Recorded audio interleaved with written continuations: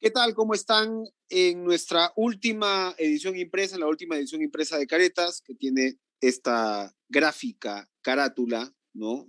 A ver, en un país sísmico estamos acostumbrados a ver este tipo de salidas, de señales de salidas, y ahora pues estamos buscando una ruta de evacuación, ¿no? Por algo en la carátula el hombrecito tiene un sombrero característico y una de las propuestas que tuvimos esta semana es buscar una salida con alguien o explorar las vías de salida con alguien que fuera pues una voz que va en esa línea en el Parlamento. El parlamentario Carlos Anderson es precisamente quien propone en esta edición un reinicio con reformas. Hagamos reset, ¿no? Pero que esto venga, este cambio de dirigencia venga, ¿no? Aparejado pues de una, digamos, serie de reformas. Y Carlos, a quien le damos la bienvenida ahora, ¿cómo está usted? Para ¿Qué tal, Enrique? precisamente ¿Cómo estás? Un placer. iniciar, gracias por estar con nosotros, un ciclo de conversaciones en la línea de cómo encontramos esta ruta de evacuación, ¿no? O sea, yo creo que día a día, desde que Carlos Cabanillas de Caretas le hizo a usted la entrevista hasta el día de hoy, pues los acontecimientos se deterioran con una velocidad impresionante. La situación del propio presidente de la República, en términos ya de, en realidad, ser investigado como nunca antes ha ocurrido por hechos ocurridos en su mandato que claramente denotan corrupción. Ya sabíamos lo que pasaba con la vicepresidenta y su vulnerabilidad en estos momentos, hasta ya sencillamente una constatación, una vez más, ¿no? De las capacidades que tiene esta persona para gobernar, como el hecho de decir que el que va a quedarse pues en la hambruna será el ocioso. Digamos, es el pan de cada día en nuestro país, Carlos, y yo lo que le quería preguntar es, ¿cuál es la ruta de evacuación desde su perspectiva ahora mismo? ¿Hay ruta? Y en todo caso, ¿cuál es? Bueno, definitivamente hay ruta. Lo que pasa es que el tema es quién está dispuesto a tomarla, ¿no es cierto? Hay una ruta, por ejemplo, que involucra al propio presidente, que debería ser la toma de conciencia de que su situación es insostenible. Y no lo digo solamente por el hecho de que tenga poco más del veintitantos por ciento de apoyo en promedio, en términos, digamos, de las encuestas. No debe gobernar por las encuestas.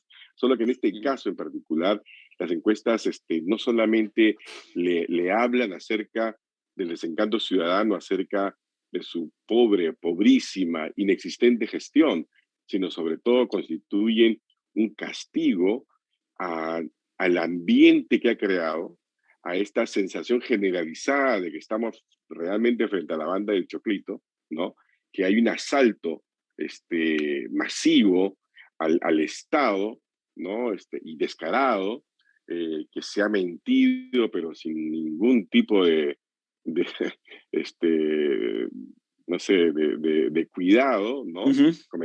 Comenzando con que el portero el señor Cerrón no iba a ser ni siquiera portero de Palacio de Gobierno y lo vemos prácticamente cogobernando o tomando decisiones que no le corresponden, evidentemente. Entonces, hay una ruta para ahí, para el presidente, que es tomar conciencia de lo insostenible de su situación y renunciar.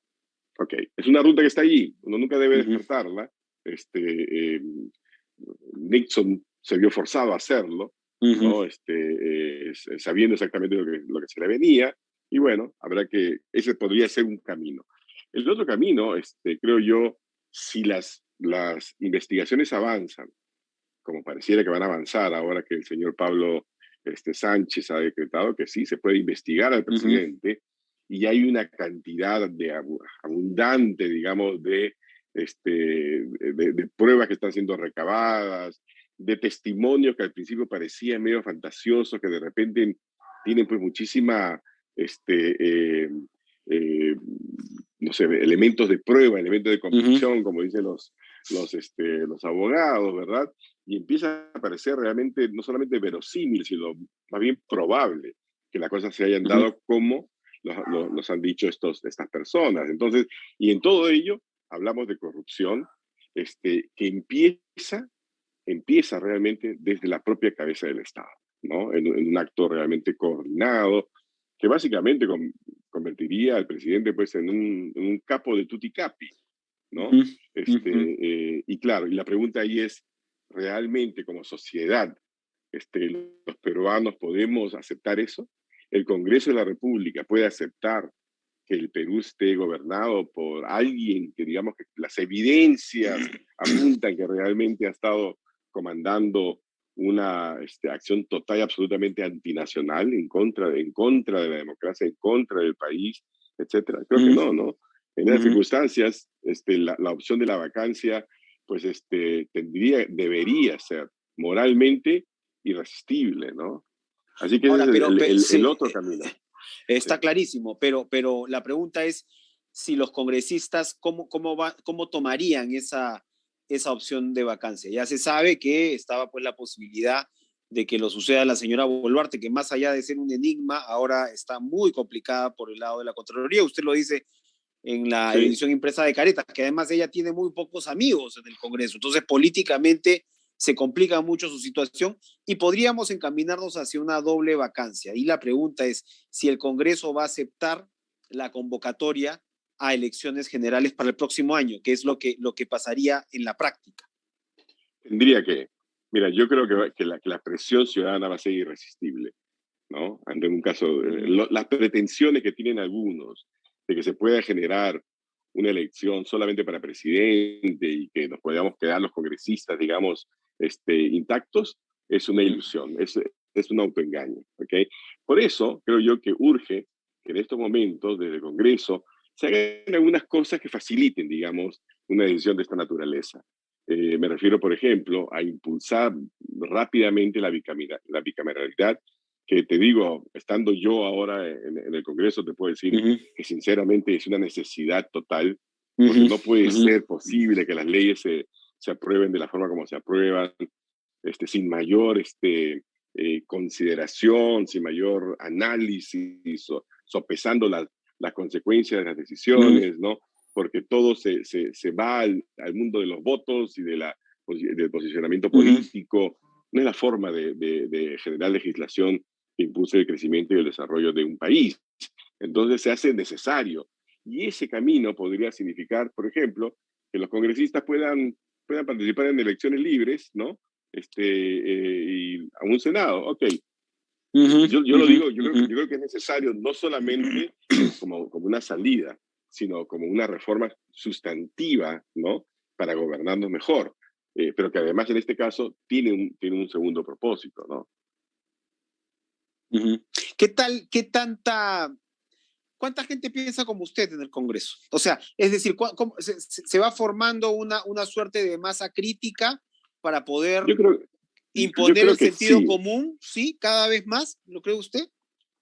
Yo creo que sí, mira, personas que, por ejemplo, la primera vez que yo conversé de esto, en realidad ni siquiera lo conversé, lo que pasa es que me habían hecho una entrevista, en Panorama, ¿no? Y me habían preguntado por este escenario, estoy hablando hace 4 meses más o menos, y yo di la respuesta, la misma respuesta que más o menos le estoy dando aquí, solo que elaboré las razones por las cuales yo creía que era importante tener unas elecciones generales, porque yo decía, la Constitución misma manda que haya una coincidencia de periodos entre el periodo congresal y el periodo presidencial. No tenía ningún sentido tener un Congreso 21-26 y un presidente 22-27, uno. Dos, que ante la posibilidad, digamos, de una elección solamente presidencial, existía entonces la posibilidad de que fuera elegido alguien que no tuviera representación congresal. Y toda la experiencia de la historia política peruana muestra que cuando no hay una sustantiva presencia, digamos, congresal de quien preside el Ejecutivo, lo que tenemos es inestabilidad. Entonces, imagínate que sale elegido un morado, ¿no? Sagasti, a ver, ¿no? Y tiene tres congresistas morados, ¿no? Claro, claro, Eso no es imposible, fórmula para, ¿no? imposible. Imposible, exacto. Cuando sucedió eso, perdón, lo que te quería contar es eso, que Sí. me apanaron, me apanaron. ¿Cómo se te ocurre decir esto? ¿Cómo puedes decir? ¿No? Ok, hoy en día no es así. Hoy en día son muchísimas más las voces de muchos de los que me apanaron ese día, ¿de acuerdo? ¿No? Que coinciden y lo dicen, pero abiertamente. Entonces, yo creo que sí se va generando. No es pues algo que sea, sobre todo, una propuesta que le haga muy feliz a personas que quizás llegaron al Congreso sin esperarlo, ¿no? Porque Claro. no sé, se inscribieron y se sacaron la lotería y dicen, yo, ¿dónde voy a conseguir nuevamente una cosa así? ¿No? Ajá, pero ahora, bueno.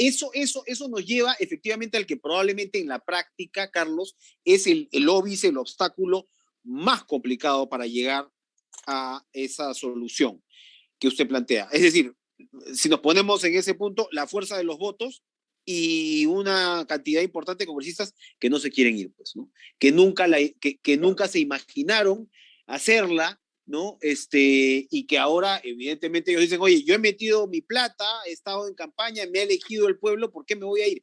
Yo he llegado al punto, Carlos, ya pensando fuera de la caja, como dicen así, en medio de los temblores de las madrugadas, decir, oye, ¿qué pasa? Que se les compense, que se les compense. O sea, exacto, una Una indemnización, ¿no? CTS, una CTS. Digamos, no pagarle los 3 años de sueldo que quedan, pero algo, o sea, yo sé que suena un poco, y tendría seguramente mala prensa, pero son soluciones que de repente nos ayudan a salir de este embrollo. No se están discutiendo de alguna forma líneas, claro, ninguno va a decir, quiero que me paguen mi sueldo, pero bueno, probablemente eso ayudaría, ¿no? A acelerar algunos procesos. Yo estoy totalmente de acuerdo contigo, ¿no? Pero sí creo que nos falta mucha cultura política para discutir cosas que vayan más allá de lo políticamente correcto. No te olvides también que a nivel de la prensa en particular y de los medios, hay hoy en día toda una especie de cultura de imposición de una cierta moralidad política, ¿no? Ajá. Que, por ejemplo, le pone la lupa sobre gastos, ¿no? Tú tienes un presupuesto del Congreso, por ejemplo, tienes que comprar computadora y vienen encima de ti, ¿cómo has comprado? Oye, necesitas computadora. Sí, ¿no? claro. Cosas por el estilo, ¿no? Entonces, claro, algo como lo que tú señalas, que para mí, por ejemplo, viniendo del mundo privado, sería, oye, yo prefiero 1.000 millones de veces gastarme, no sé, pues lo que sea ahorita, en sacar a todas estas personas, ya, ¿no? Liberar el camino. Cada consejo de ministros descentralizado cuesta 15 millones de soles, digamos, o sea, es decir... millón y medio, ¿no? Millón y medio, creo. No, 18 millones, claro, todos han sido, ¿no? Todos los... Sí, corrijo, pero digamos, lo que te está costando la ineptitud ahora mismo en el Estado, eso va a costar recuperarlo muchísimo. Muchísimo. En 2 segundos se apagó todo, ¿no? Totalmente. Claro, ¿no? O sea, no solamente pues en costos, digamos, materiales, sino también de oportunidades, de vida, y etcétera, ¿no? Esto tiene un correlato además con la economía, o sea, cada vez más hay señales de la desconfianza en el mundo económico. Yo escucho un montón de situaciones en las cuales las cadenas de pago no, digamos, se están rompiendo, pero la gente está aguantando pagos, o sea, estamos frente a una situación de tanto deterioro que la gente dice, bueno, ¿yo para qué voy a cumplir con mis obligaciones? Ahora mismo Gestión tenía una primera plana, ¿no? Decía, entre otras cosas, cómo la banca está ajustando las condiciones de crédito de manera importantísima. Entonces, esto va a tener consecuencias realmente a futuro si es que no se toma alguna decisión. Para ir finalizando, Carlos, esto pasa por, a ver, la situación a la que se llegue, digamos que se llega a una suerte de consenso político por el cual efectivamente se acepta la solución de ir a unas elecciones generales con los, digamos, los subrayados que usted señala de bicameralidad y otros más, ojalá.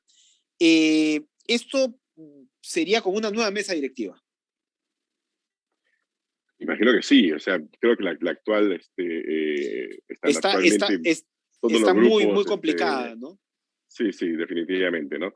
Y bueno, no va a ser tan fácil encontrarla, pero al final en el Congreso siempre se ponen de acuerdo para estas cosas, creo. ¿Y se están llevando a cabo negociaciones ahora mismo? ¿Algo nos puede contar al respecto? ¿Qué tipo de mesa directiva es la que se presentaría? Como yo no tengo una bancada y no pertenezco a ningún partido político, digamos que estoy un poco ausente de esas conversaciones. Sé que se están dando... Pero usted suena como parte de esa mesa directiva. ¿Usted no podría integrar esa mesa directiva? Tú sabes que, sinceramente te digo, ni siquiera sé si desde un punto de vista reglamentario yo podría ser presidente del Congreso, porque sé que, por ejemplo, no puedo ser presidente de una comisión, ¿no? Por no ser miembro de una bancada. Entonces, imagino que si no puedo ser miembro de una comisión, no voy a poder ser miembro, no voy a ser presidente del Congreso, ¿no? A menos que esté en una bancada. A menos que esté en una bancada. A menos que esté en una bancada, ¿no? Exacto, ¿no? Y ese camino no es nada fácil, Pero bueno, no es algo que Ujú. a mí me interese Sí. realmente, te digo. Ujú. No creo que hay personas muy calificadas dentro del Congreso que podrían hacerlo muy bien. Bien, bueno, vamos a seguir entonces explorando esta ruta de evacuación, Carlos. Yo creo que al final lo que queda claro, a algunos les puede gustar algunas de estas ideas, otros les pueden parecer descabelladas, pero es el momento también un poco de pensar fuera de la caja, ¿no? O sea, de llegar O, a o soluciones, pensar, ¿no? o pensar en otras cajas, pero hay Exacto, que pensar. exacto, Exacto. exactamente. Hay que pensar y hay que ir encontrando de alguna manera una salida, como se dice, con las fuerzas vivas de la nación. Carlos Anderson, congresista de la República, Totalmente. muchas gracias por acompañarnos hoy. Un placer, Enrique. Muchas gracias. Hasta luego.